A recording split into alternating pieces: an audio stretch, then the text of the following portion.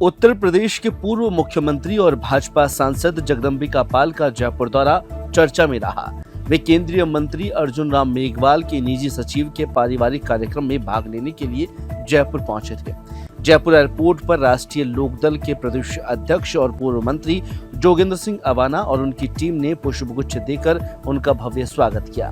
बता दें कि जगदम्बिका पाल अवाना के राजनीतिक गुरु भी रह चुके हैं।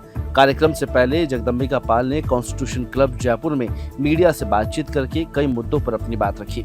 उन्होंने जीएसटी स्लैब में कटौती को लेकर प्रधानमंत्री नरेंद्र मोदी के फैसले को ऐतिहासिक कदम बताया।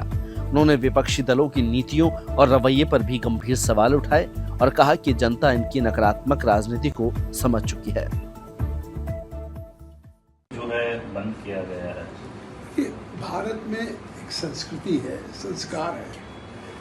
जितना सत्ता पक्ष के प्रधानमंत्री का सम्मान है उतना ही एक नेता प्रतिपक्ष का भी पार्लियामेंट्री डेमोक्रेसी में।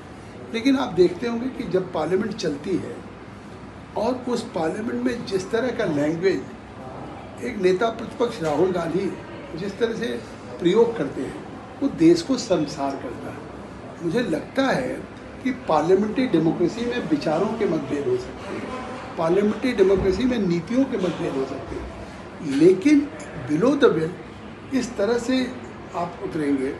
किस तरह से आप देखते हैं कि न उन्हें एज का लिहाज है।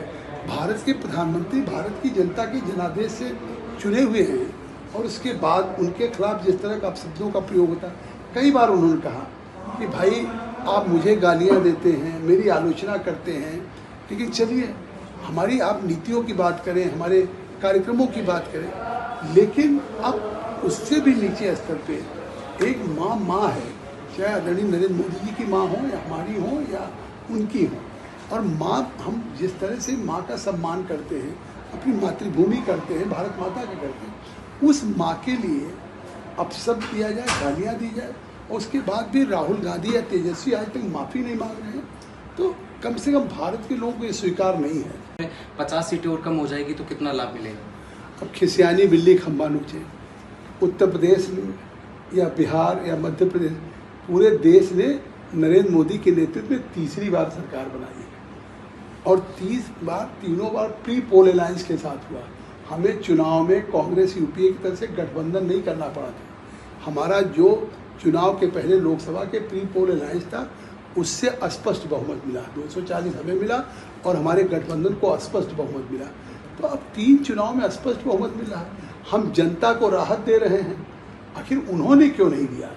ये राहत उनको दे सकते थे। 5 किलो अनाज अगर हम दे रहे हैं पूरे देश को, 80 करोड़ लोगों को, ये काम कांग्रेस ने क्यों नहीं किया? 6,000 रुपये अगर हम किसानों को दे रहे हैं सम्मान निधि, ये काम कांग्रेस ने क्यों नहीं किया? अब ये काम तो उन्होंने किए नहीं।